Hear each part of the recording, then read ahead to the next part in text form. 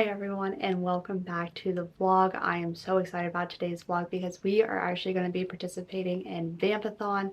And if you don't know what Vampathon is, it is this reading basically marathon until Halloween. It's hosted by, I believe, Jody over at Manila Moon on YouTube, and she has created these prompts for us, and it's my first year participating, and I was a Twilight girly at heart. And I still am. So I'm not really that embarrassed to say it. I think there's a fair amount of us out there. But I am very much looking forward to this and kind of just doing like something fun, and reading challenges like this are always just a good time. So let's talk about the prompts and how I might fill them. All right, so I'm gonna have the bingo board like here, and you all can follow along, but obviously I'm on it here. Also, I should mention it is Friday, October 27th right now, and the Vampathon reading goes through October 31st. So about 5 days, we'll see how much we can get done. So the first prompt that I am looking at is a thriller-murder mystery, and I am going to be reading In a Quiet Town by Amber Garza. This author actually reached out to me and asked if she could send me over her thriller, and I really wanted to do that and help her out. And just how cool is it that authors reach out and want others to read their book. So she sent it over to me and I wanted to just go ahead and read that. But also, so Ashley Winstead quoted this book and said, "Turning a familiar suburban setting into a deliciously chilling landscape, Garza once again proves she's a master of twisted relationships." So I'm gonna count it as like a thriller. It might be more of like a suspense or like suburban thriller, but like I think they're all subgenres of that. So that is how I am going to fill the first bingo board.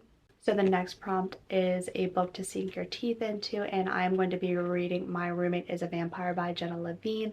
I am so excited about this one. Everybody said that it's just kind of like fun and quirky, but it's like a rom-com where I believe somebody finds out that their roommate obviously is a vampire. It's very self-explanatory, but it just seems like a ton of fun. And I just saw Destiny on her Instagram. She had highlighted where the vampire knew like Taylor Swift, like highlighted 1989, and that album just released today, like re-released today. So I'm even more excited to get into this one. The next prompt I'm going to be doing is set in a school, and that I'm going to be doing with If We Were Villains by M.L. Rio. I am extremely intimidated by this book. It is a dark academia book, and it heavily has a lot to do with Shakespeare, like the people in the college like Shakespeare and put on the plays. So I am very nervous about it. I'm actually listening to the audiobook. I've already started it, but I'm only like 3% in, so nothing crazy. But I am still very nervous about this one. We'll see how it goes. I have a lot of driving to do this weekend, so I'm hoping to knock out a very good chunk of this. Next, this book could either fill gothic-spooky cover or a book with a gothic setting, and that is One Dark Window by Rachel Gillig. And I'm so excited about this one. Everybody has been talking about it. It's Katie's Readings book club pick of the month, so I really want to get into it. And it just sounds so interesting. I believe it's about this woman who got sick when she was little, and in order to not be unalived basically by this illness, a monster came into her head and now protects her. How crazy. But you can kind of see that it's like a kingdom setting as well, so I think it's going to just be really interesting. And Two Twisted Crowns, the sequel to this, just came out as well, so I'm really looking forward to getting into this one. It's a high priority one for me. I'm not sure if this is going to work, so if it doesn't, then it doesn't, and that's fine. But I saw one update about this book that said that it used blood magic, and I was already reading it, so I thought I would use it for that prompt. And that is A Curse for True Love by Stephanie Garber.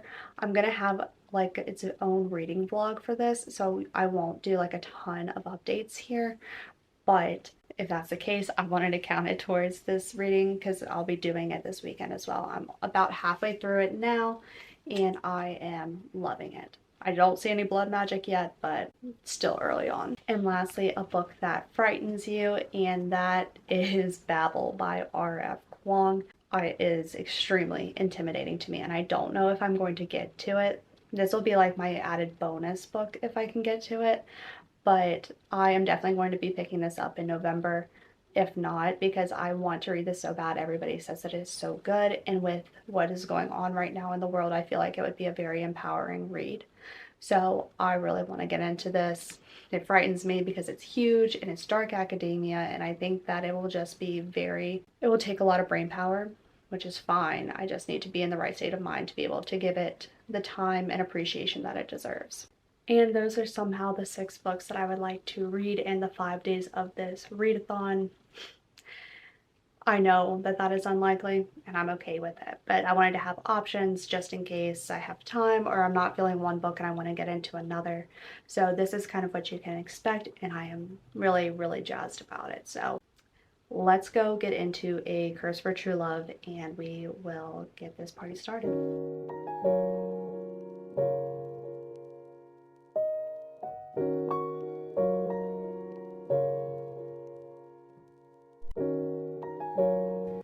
Alright everyone, so I am back with an update on the reading. So first, I finished A Curse for True Love by Stephanie Garber, and I gave this 5 stars. It does indeed have blood magic, so we are counting it in this Vampathon vlog.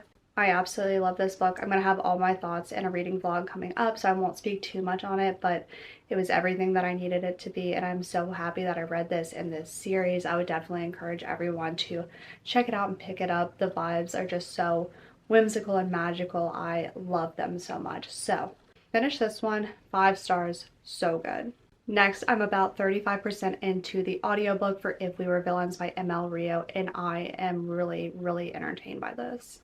Our main character's name is Oliver, and we open up on him in jail, and I'm assuming that he has committed some crime or has been blamed for a crime that happened while he was at this school studying Shakespeare, and they're all actors. The school is specifically for like the arts, and so they're all really caught up in it, very much dedicated to playwright, to dancing, to music. It's very interesting, and it's just a really interesting aspect. And so the 7 main characters that we're following are actors, and they are only putting on plays of Shakespeare at the school. We're definitely starting to see some of the tension between the characters and kind of alluding to what might be coming, but we have no idea what that is at this point. I'm at the point where Oliver has agreed to share, like in his future self, share what happened with the detective who really never got the straight answer out of the story. So he's finally doing like a tell-all, but really just to this one officer.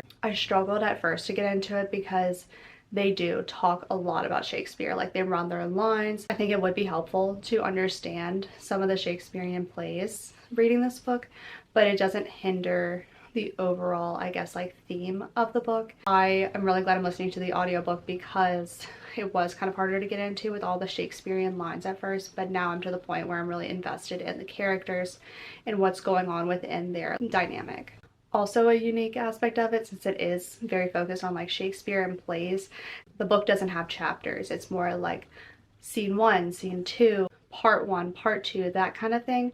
So that's just like a nice little added benefit to like the composure of the story. But for my next physical read, I'm going to be picking up My Roommate is a Vampire by Jenna Levine. I think that this is just a fun rom-com, but it'll have a vampire obviously. So I think that this is going to be a great time. It feels short, but I think it's like 330 pages.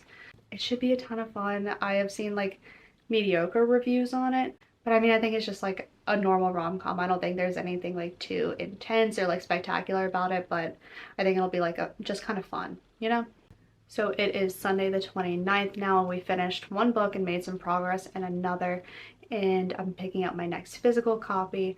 This is still a ton of fun, but I am really looking forward to getting to One Dark Window, so I'm hoping to knock My Roommate is a Vampire out pretty fast. And it's only about noon now, so I have most of the afternoon to dedicate to that, so I think I'm going to do that, and I'll update you all once I have some updates.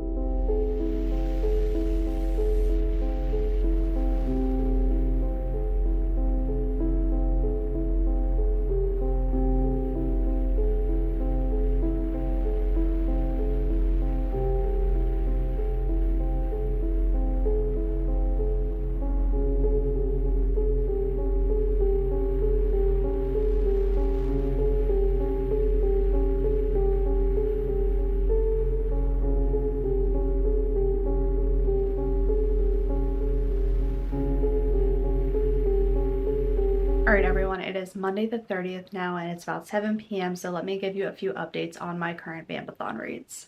So first, you all saw me start My Roommate as a Vampire yesterday, and I'm on page 160 now. I am flying through this book, but only because it's so fun and so kind of just easy and quick to read. The main plot is that our main female character, Cassie, who we're following, kind of has her life in shambles, and she's about to get evicted when she notices a posting on Craigslist for a roommate for $200 a month in like a really nice place, and she's like, what is the catch? She's in Chicago. She knows that like rooms for rent don't go for that price, but she doesn't really have a better option at that point, so she goes to check it out. And the decor is extremely dated, but it is like a nice enough apartment, so she's like, I guess I'll move in.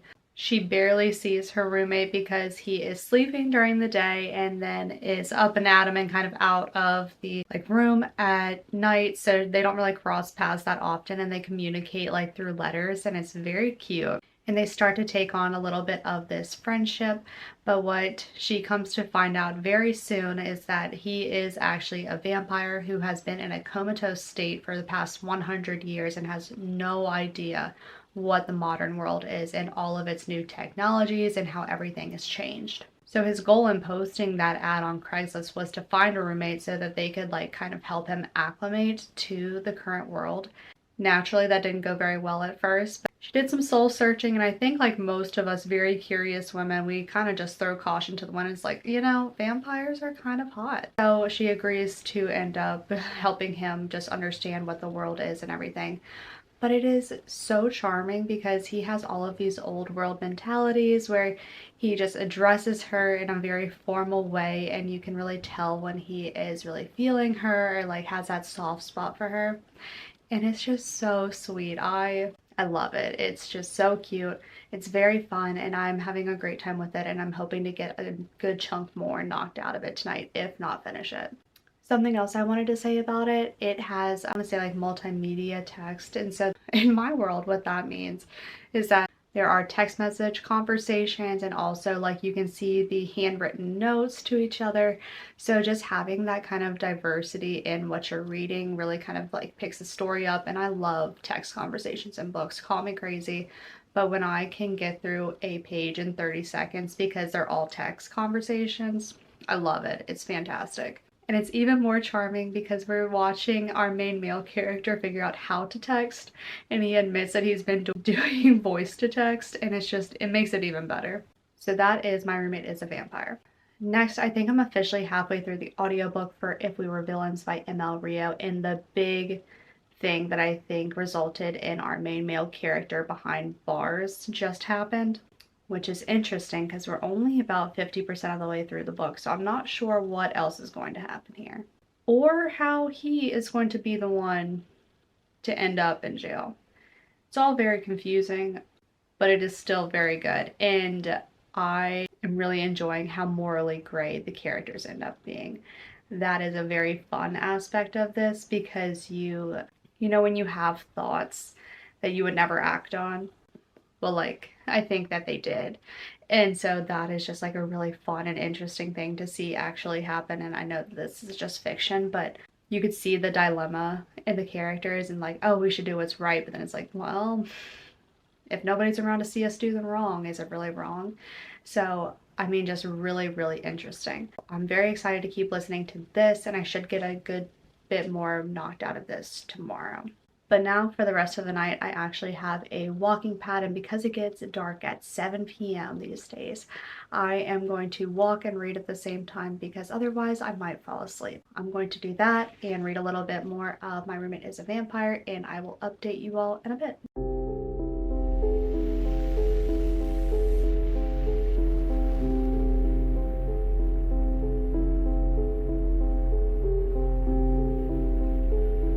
Okay everyone, it is officially November 1st, and Vampathon is very sadly over, so I wanted to come on and give you a few last reading updates and close out this vlog.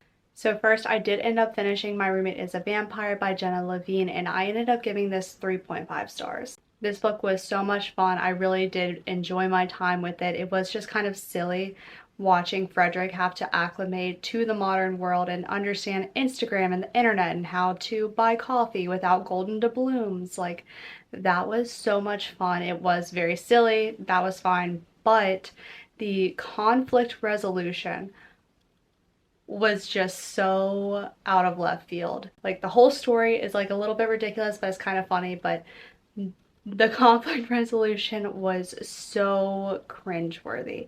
It was very painful, and I didn't like it.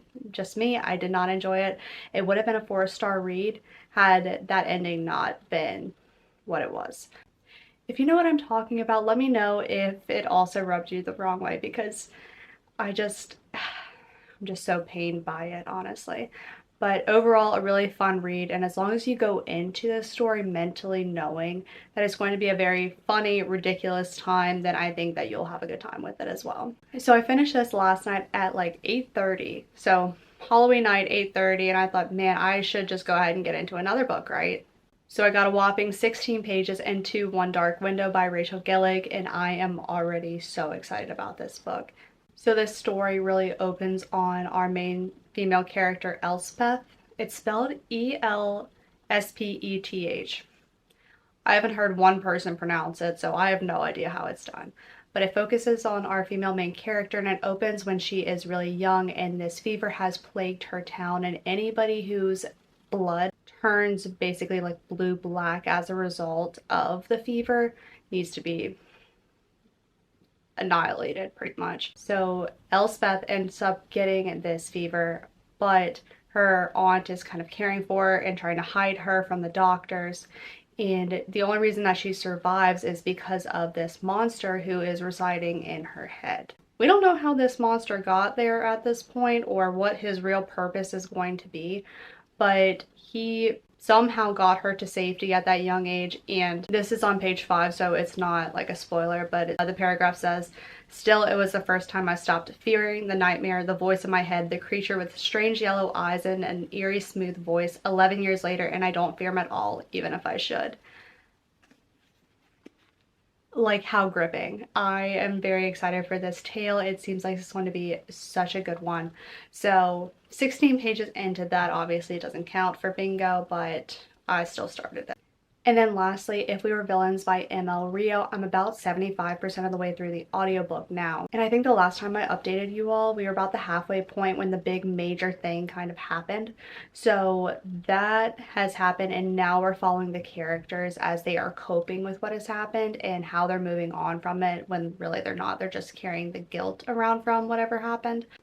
I'm really still not sure how it's all going to play out. I wish that I could have finished this one in the vlog to give you all my overall thoughts, but it is really gripping. I think it's a very good read. I don't think it's a 5-star read, but still, I'm really enjoying my time with it, and I'm really happy that I did this because this is my first dark academia read. So I'm thrilled that I actually ended up liking it and that Shakespeare didn't scare me off too much. So those are all my reading updates, but let's do a brief recap on what I finished in this vlog.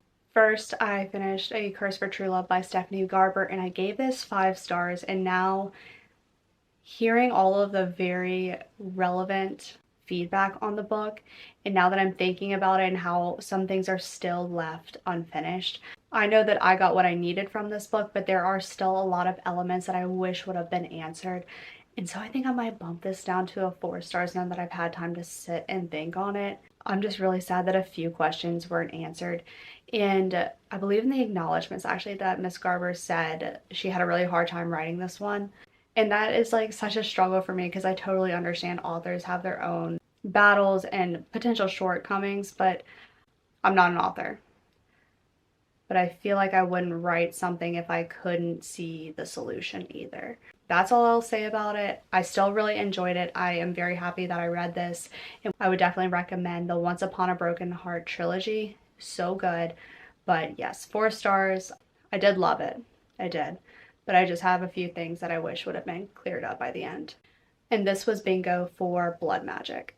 Next, I finished My Roommate is a Vampire by Jenna Levine. Like I just said, this is 3.5 stars, and this was for the prompt you could sink your teeth into. If We Were Villains, I am at the 75% waypoint and I can't even get bingo. So I'm still going to count it for that prompt, even though I didn't finish it. But it was the prompt about a occurs in an academic setting. So very good. I can't wait to finish this one. And then One Dark Window by Rachel Gillig, my whopping 16 pages into it. And I was going to count this one for like the gothic setting. So those are all of the books that I talked about in this vlog. I finished two and started two, halfway through one and barely into another, but I had such a good time with this. I really enjoyed the prompts. That was super fun. It makes me kind of want to do a TBR jar with the prompts. Maybe, we'll see. I'm kind of controlling, so I don't think that I would actually do well with that. But I also think that Vampathon should be an entire week because 5 days is not enough time to cover those prompts. I don't know. Nobody asked me, but that's what I think. Thank you all for joining me on this. I had such a good time participating, and thank you to the Vampathon hosts. This was such a good time, and I am very thrilled with all of the books I got to read in this time frame. So thanks for watching, and I will see you all in the next one. Bye.